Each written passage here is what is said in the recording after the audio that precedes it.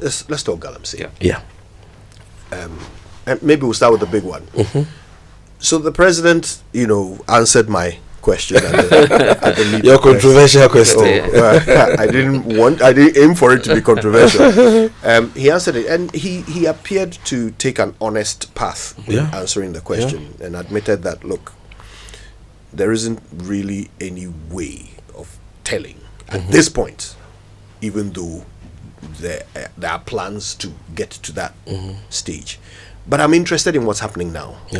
Today, when people bring gold to you, you are running the place, so you can tell us one way or the other. Is there Galamsey gold in there? Okay.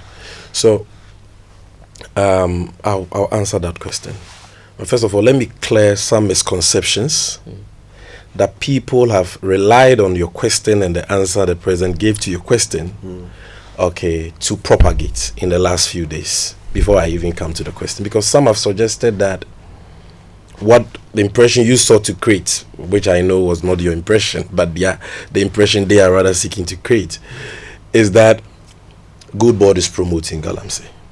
You see, and my simple question to them is, how can a 5-month-old statutory corporation, GoldBod, be responsible for an age-long Galamsey problem? Galamsey has been with us for decades.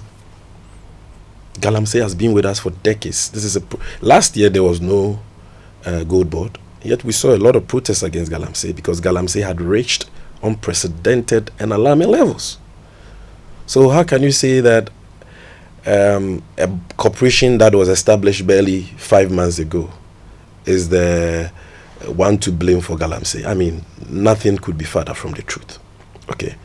Then, again, GoldBod, before you went on the break, you wanted to find out if the GoldBod Act even provides for the fight against Galamsey and all that. GoldBod was established to support the promotion of sustainability initiatives and environmentally friendly mining practices. If you look at section 3.1, I believe G and H of the GoldBod Act, we have that function. So GoldBod is rather supposed to come and support. We don't have that mandate. The mandate is that of the Ministry of Lands and Natural Resources and their allied agencies like MINCOM, supported by the Ministry of Environment. They have that statutory obligation to fight Galamsey.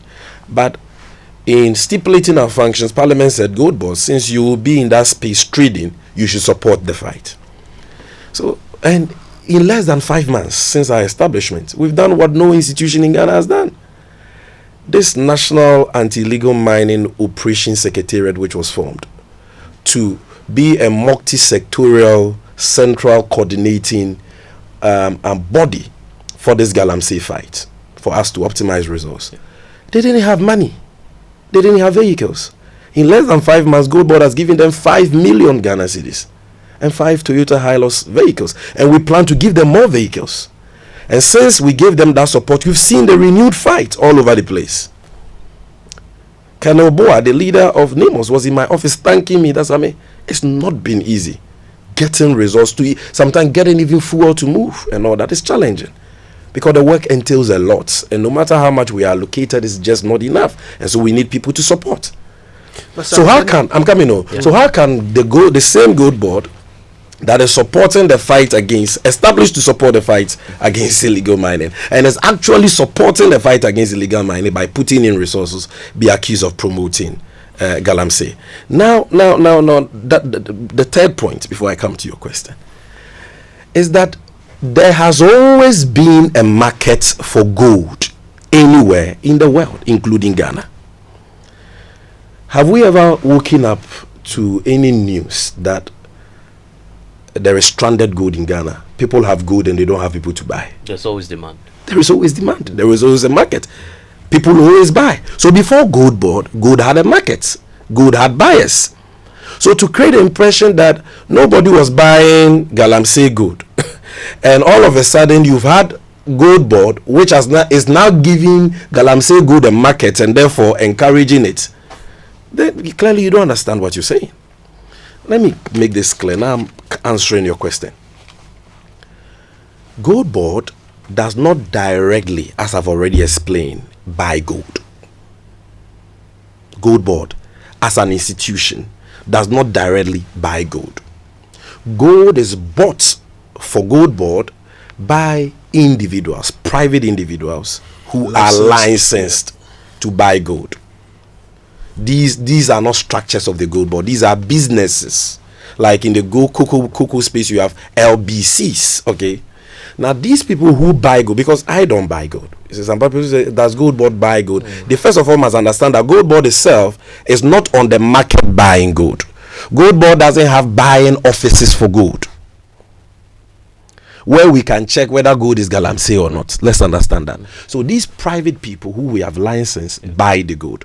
Now these private people who buy the gold are not stationed on mining sites. They are located in towns and districts, mainly district capitals and regional capitals. They don't set up their buying offices on mining sites. So they sit in their offices and somebody brings gold to them to buy, and because they have the license, they buy. Now when they are buying, they don't have any technology or any system that will let them know that this gold that has been brought to me to buy, this was where it was mined, and this is the person who mined it, and this is when it was mined. Because you see, when we are talking about Galamsey gold, it is not just a matter of buying gold from unlicensed miners. That is a very narrow way of looking at it, because people can be licensed and still mine gold illegally, worse than Galamseyers who are not licensed. So whether the person was licensed or not, how does the person sitting in a regional capital in his gold buying office, when the gold comes, how does he know that this gold was mined responsibly? For me, that is an issue, without any negative impact on the environment. They don't have that system. And this is a problem we've had since Nkrumah, or since our colonial days. Now it is this 5 months old company or corporation called GoldBod which has now been given the mandate to find a solution to that problem. And Kojo, you think we can find a solution in 5 months to a problem that has existed for how many decades? Can we not adopt the traceability? No. It is there. Right. It's in the function. We are supposed to promote formalization of small scale sector through traceability, responsible source, and all that. I'm saying this has not been done since the colonial days. Now we are having this conversation about traceability because there is GoldBod. If there was no GoldBod, what government institution will lead traceability? So the fact that we are even discussing traceability, which is one of the topmost priorities of the GoldBod, both by way of policy and also by way of law, because we are enjoined to do so, is a testament to the fact that the GoldBod was established to help the fight against illegal mining. Because now you have an institution that can.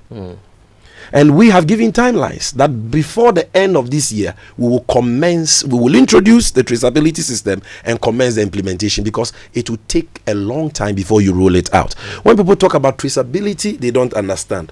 But it is a very, very complicated thing, especially if you look at the ASM sector we have. Because you want to be able to trace every gold. And gold, when it is mined, is not the gold you see on television. The gold either is in a powdered form or in a form of nuggets and all that. And you should be able to tell the mine of origin where that gold came from. That means you have to use modern technology based on satellites, RFID, blockchain technology, and all that for miners who are licensed. That will be your starting point. That at the mine site, when they mine the gold, they must package the gold in a certain way. They must seal the gold. They must scan the seal. A unique code must be given that box, so that when it is taken to a buying office, that buyer will know where the gold is coming from. That buyer will buy the gold in nuggets. He will put it together in many boxes, gold coming from over 100 locations, and then go and sell it to an aggregator. That aggregator must still be able to, he is going to smelt the gold. It means he's going to melt the gold into bars. He must be able to tell you that for this 5 kg of bar, this 5 kg of bar came from gold from 100 or 1,000 sources. he must not lose the original source of each of the components of the bar before he brings it to GoldBod, and GoldBod must do the same before it is exported out of Ghana. So that is a system we are working on now, and we are working with a lot of companies in that area. And by next year, I'm sure we'll have good news for Ghana. So the president was honest. You see, we must admit something. President Mahama is governing with integrity. He says it as it is. Never in the history of this country have we been able to achieve that. But now we are working on it. And very soon we'll be able to achieve that and know the source of gold. So that if you are a licensed buyer of the GoldBod and you are seated in Obuasi, anybody can bring you gold in your office at Obuasi. But that gold may not be coming from Obuasi. It may be coming from another town. How are you able to tell? Now we are working on a system which will help you to tell. So if you know the source, then you will know, is this source licensed? And are they certified as a licensed mining company? That because the fact that you are licensed doesn't mean that your gold is environmentally compliant. That is why we have a lot of licensed small-scale mines in Ghana who are not operating in accordance with the OECD guidelines, and therefore their gold will not be accepted by LBMA refinery. So the fact that you have a license is just a small part of the problem. But what are the methods of mining are you using? Are you using mercury? If you are licensed and you use mercury, that gold cannot be accepted. It cannot go to an LBMA refinery. Are you using child labor? That's against the OECD guidelines. So it is bigger than we expect, and the GoldBod will need time to put that system in place. But just by the way, Kojo, when you have that traceability system, it doesn't automatically resolve the issue. The country will have to take a decision as to how we treat gold that is not traceable. I won't say Galamsey gold, but gold that, because like I said, to Ghanaians, Galamsey gold is gold that is mined by an unlicensed miner. But to GoldBod, we cannot adopt that definition. It is gold that is mined irresponsibly, whether you are licensed or not.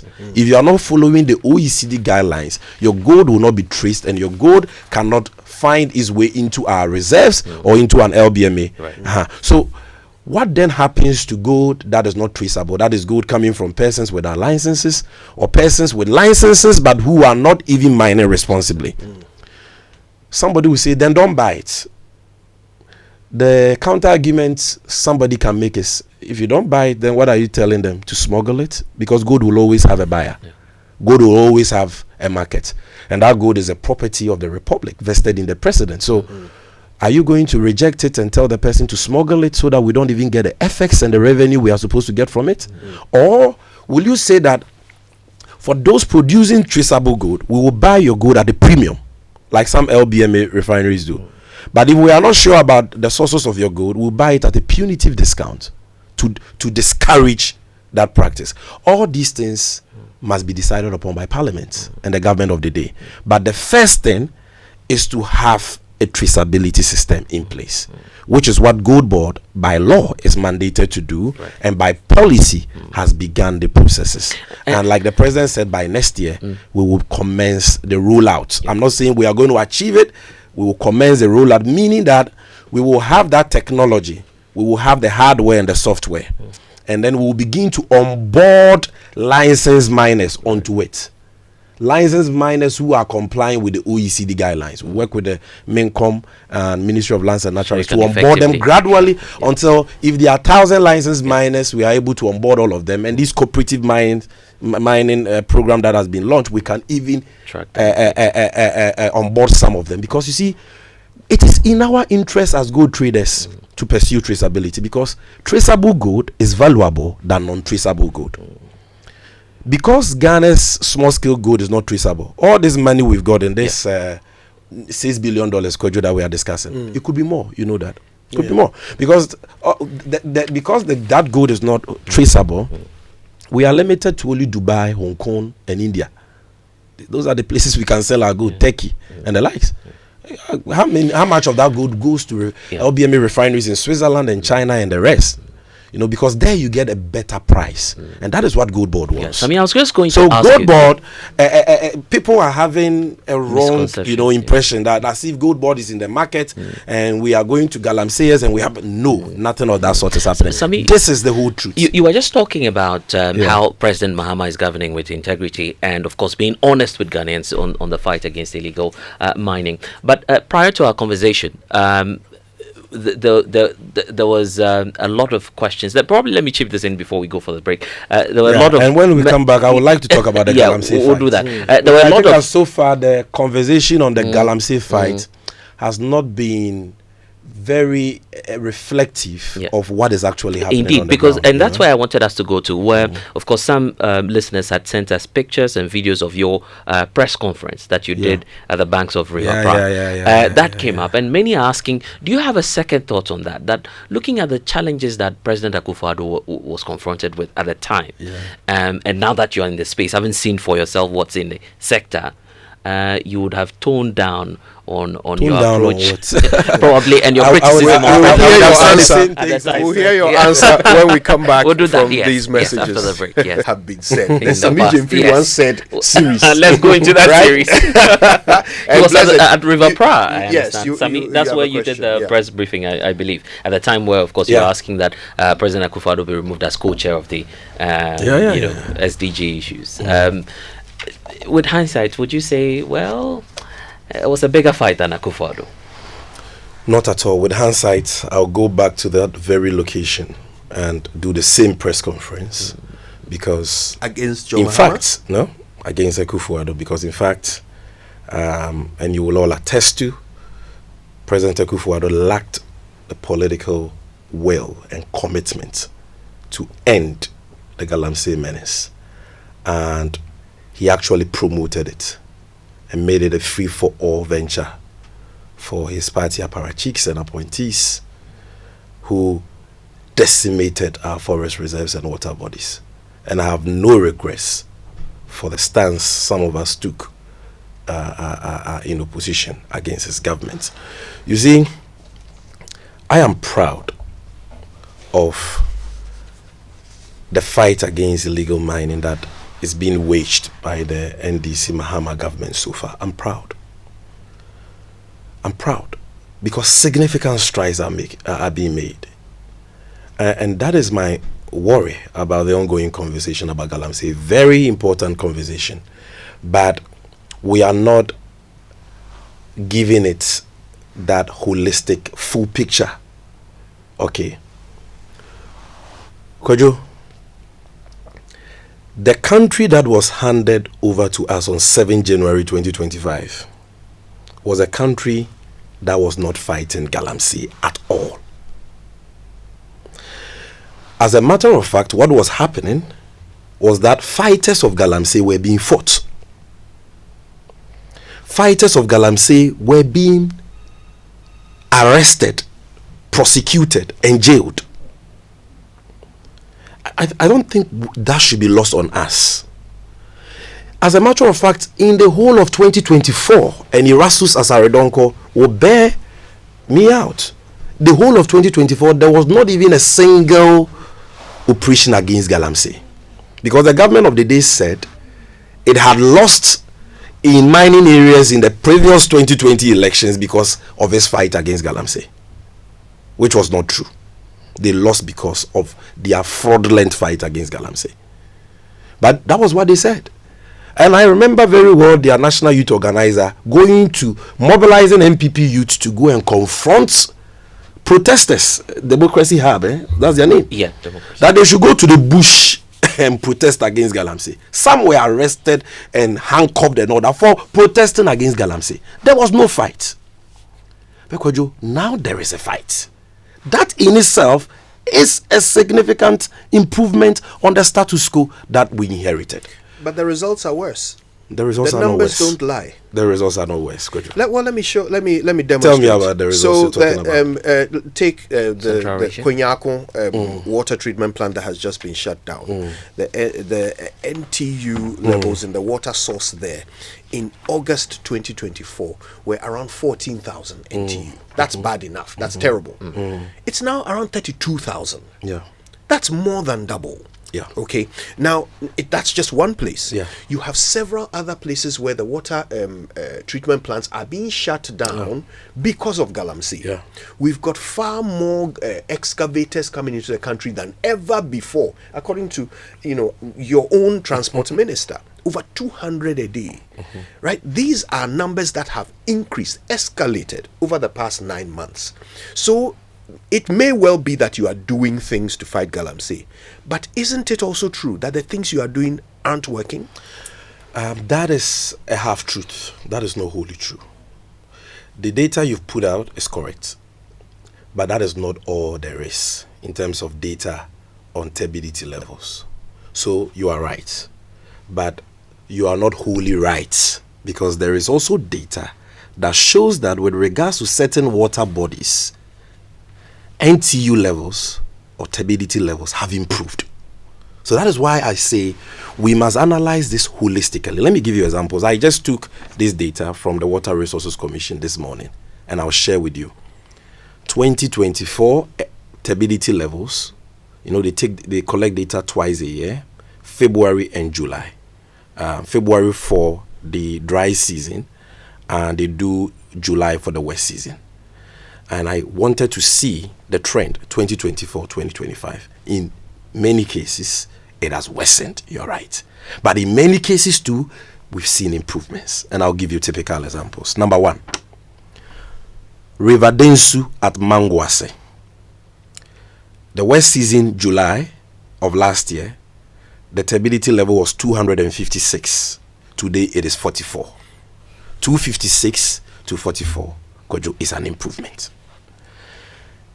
River Densu in Sawam.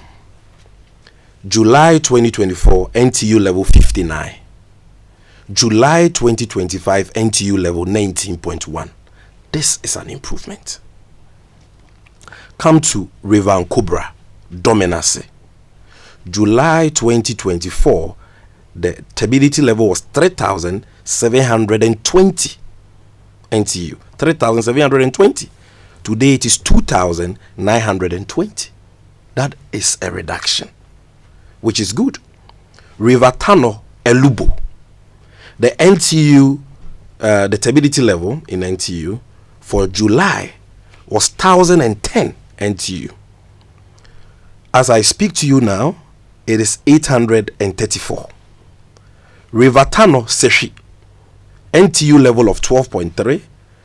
July 9.57.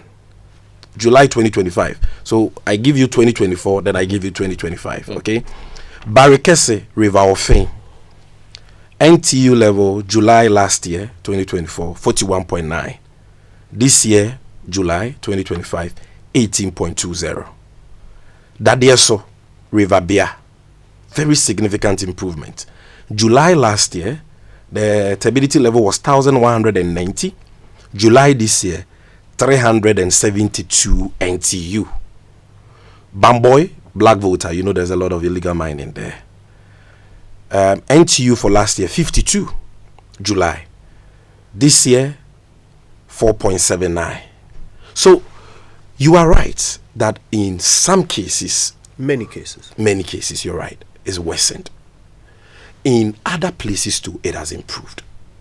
And the answer is simple. You cannot fix an age-long problem in 8 months. In 8 years, you saw how a government deliberately promoted Galamsey. I mean, our social contract with the people of Ghana is a 4-year social contract. So I say, give us the opportunity to fix the problem within the 4 years we've been given, because we have shown enough commitment, and we deserve some plaudits and support for the commitment we have shown. And I give you evidence of that. Look, under the old regime, it was lawful for people to be given licenses to go and mine in forest reserves. Today, that has been cancelled. That policy has been cancelled. In 8 months, not a single license has been given to anybody to go and engage in mining in a forest reserve. Kojo, that is something some of you fought for. And I think you should be proud that at least on that score, we have achieved something. But we're asking for more. We want you're asking for more, so let me give you more. Let me give you more. Yeah. For a long time, I heard people like Irasu Sasaridonko lamenting the inaction of the Dampare-led Ghana Police Service in the Galamsey fight. Now, for the first time in the history of this country, this government has supported the Ghana Police Service to wage a nationwide fight against illegal mining in a sustained way. That, coupled with the fantastic work done by NIMOS, the National Anti-Illegal Mining Operations Secretariat, since May, has led to a situation where nine forest reserves completely devastated and decimated under the MPP, taken over by illegal miners and armed thugs, have now been repossessed by the state. At least some of them, illegal miners went and invaded them again. We have cleared them, and I'm sure you've seen the pictures. The Jimira Forest Reserve, Jimira Extension, Tano Anria, the Tano Ofin, Boyne River, the how do you call it? The Tano Nimre Forest, you know, that Treman Punya area, the offensive shelter base. We've cleared all of them. This is something new. The police playing a leading role. What they did was temporary. Now we've integrated them into NIMOS, and now we are having a coordinated multi-sectorial approach. So under NIMOS, you have the military. You know, when we redo the police, some said, oh, it's because we want to promote, we want to stop the fight. I said no, because the police task force was a temporary task force from day one. We knew that along the way we're going to integrate them as part of NIMOS. And the reason why you need that integrated coordinated central agency is because the police alone cannot fight illegal mining. You see what we are doing on the Ankobra. Yesterday the minister was on the Ankobra. We've destroyed a lot of chamfans, seized a lot of equipment, arrested a lot of people, cleared all these illegal miners along the Brim, the Prada, Ankobra and all that. We are not done, but we are on it, and we are making significant progress. We couldn't have done that without the naval unit of the military. So the military has to be involved. Okay, when you're dealing with a menace involving a lot of foreigners, you need immigration in there. You need NIB in there to help with investigations and evidence gathering for prosecution and all that. So the withdrawal was not a lack of commitment, it was a change of strategy. And now the minister has said, look, together with NIMOS, the police has succeeded in, you know, calming the situation, ensuring that there is sanity across board. But now we are moving to phase 2, and phase 2 is where we focus on water bodies and forest reserves. So now there is a targeted approach, and you've seen what is going on. You understand? You've seen what is going on, Chief. For the first time, mining equipment are being tracked. For the first time. When did we see this?